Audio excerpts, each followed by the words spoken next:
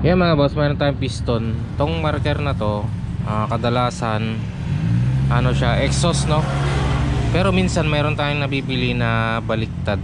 So kapag kinabit mo yung baliktad na piston sa yung motor no, mayroon siyang tunog na piston slap no, nagpi-piston slap. So paano natin malalaman kung nasaan yung intake or exhaust? Kumbaga mayroon tayong nabiling bagong piston no, na minsan mayroon ding mga blank na piston katulad nito, nilagyan ko ng clay no. So bago natin ikabit yung piston, dapat make sure natin na nasa tamang posisyon no. So paano nga ba natin malalaman na nasa tamang posisyon yung ating ikakabit na piston? Ayun mga boss, kailangan natin gumamit ng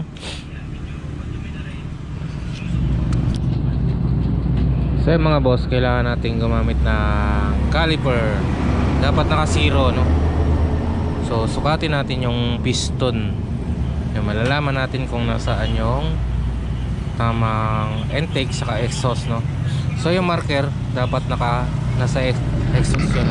Ngayon para malaman natin yung tamang posisyon ng piston kahit walang marker mga boss, or hindi tama yung marker, nagamit tayo ng caliper no.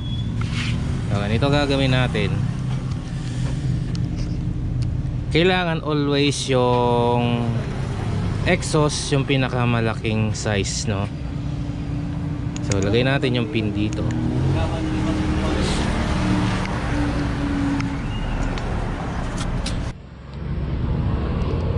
Kailangan mga boss yung exhaust yung always na pinakamalaking size no. So ang gagawin natin, lalagay natin yung pin,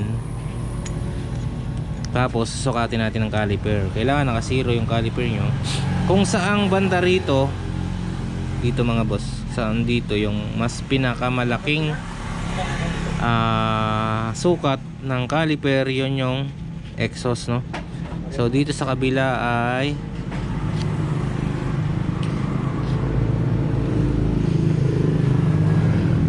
36 dito sa kabila no. Sa kabila naman ay 34. Kabila ay 36. Ayan, 36 mga boss. Dito naman sa kabila ay 34. Ayan. So ito yung exhaust nya mga boss. Ito always na yung pinakamalaking sukat, yun yung exhaust ng mga boss.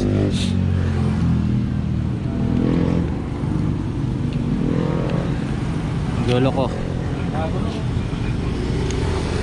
36 dito sa part na to,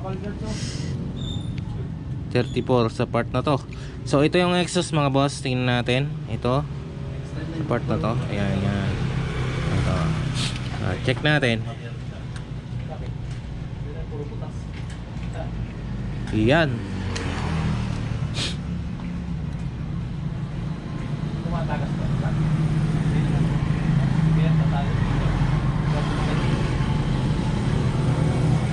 Ayan mga boss, ito na nga yung kanyang marker no, sa may exhaust. Okay. Alright.